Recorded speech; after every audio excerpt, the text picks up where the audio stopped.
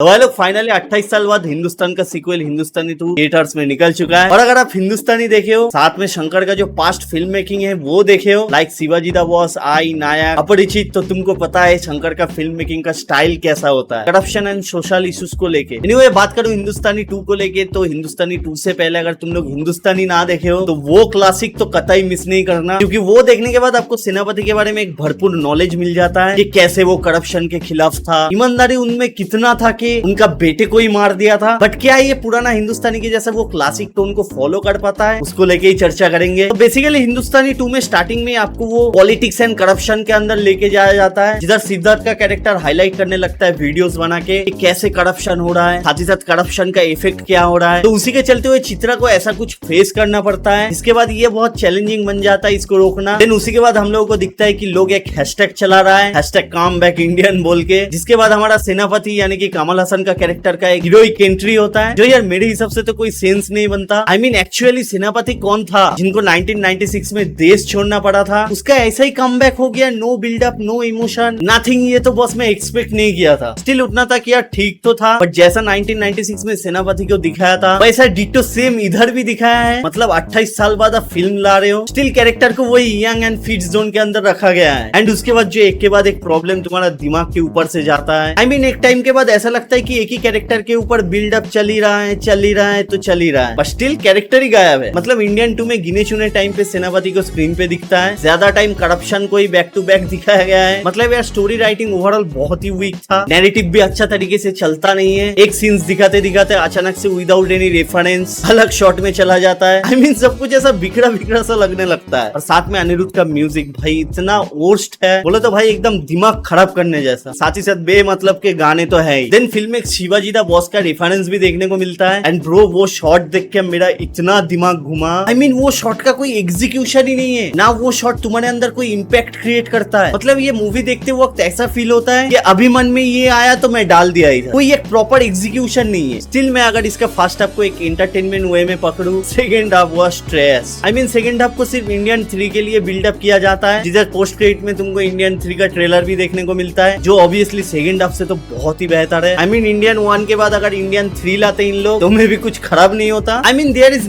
There is nothing in first half and second half also. ना emotion connect होता है, ना बीजीएम अच्छा है, ना ही स्टोरी अच्छे से नैरेट होता है। मतलब सब कुछ ऐसा खिचड़ी टाइप सा बन गया है फिल्म में। बाकी कमल हसन का एक्टिंग मेरे को ठीक ठाक ही लगा। जो डायलॉग से कभी गुजराती, कभी हिंदी, कभी पंजाबी, कनेक्ट तो दूर की बात समझ में ही नहीं आता। एंड जो एक्शन सीक्वेंस है वैसे तो है ही नहीं, सिर्फ गिने चुने कुछ एक्शन सीक्वेंस है, वो भी तुमको देख के ऐसा लगेगा कि भाई कार्टून चल रहा है क्या। मतलब बोले तो एकदम वाहियात। सिर्फ क्लाइमैक्स में एक एक्शन सीक्वेंस था, दैट वाज टू गुड, मेरे को तो बहुत ही बढ़िया लगा। बाकी पूरा फिल्म एकदम ट्रैश। साथ में कमल हसन का जो मेकअप है वो और भी अच्छा हो सकता था। स्क्रीन पे ऐसा लगता है कि भाई कोई मेकअप करके एक्ट कर रहा है। बाकी इसमें बहुत लंबा चौड़ा कास्ट है, सभी का स्क्रीन प्ले तो बहुत अप टू द मार्क नहीं है। ऑब्वियसली स्टोरी राइटिंग अच्छा नहीं है तो स्क्रीन प्ले कैसे हम एक्सपेक्ट कर सकते हैं। आई मीन वो यूटिलाइजेशन ही गलत था। बाकी इंडियन 2 को मेरी तरफ से आउट ऑफ 5 2 स्टार रहेगा। तुम लोगों का क्या ओपिनियन है मेरे को कमेंट सेक्शन में जरूर बताना। बाकी मिलते हैं बहुत जल्द, तब तक के लिए गुड बाय।